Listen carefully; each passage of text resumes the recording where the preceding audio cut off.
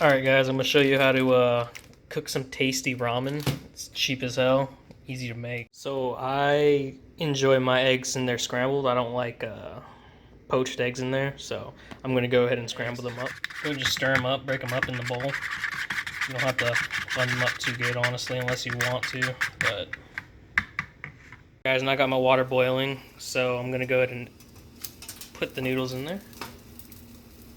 Alright, once the noodles start to soften up, that's when you're going to want to go ahead and add the soy sauce and hot sauce.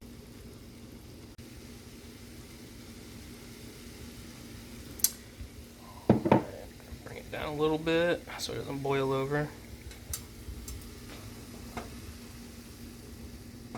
There we go. Go ahead and mix it all in. Beautiful. And then you're going to basically want to go ahead and add your eggs.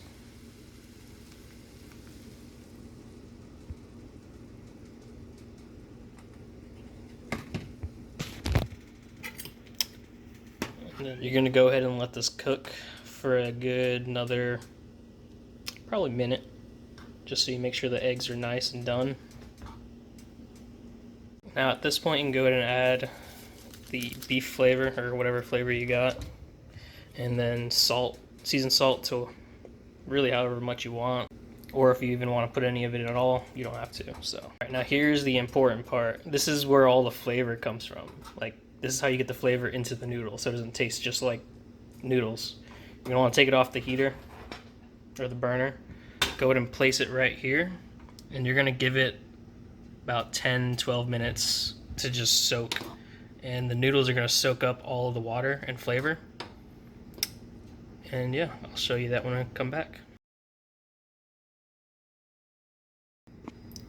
Alright guys, so check it out. This is about 15 minutes later.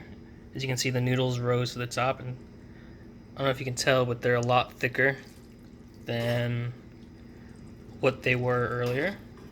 And that's because they basically absorbed all of the juices. So yeah, there you go.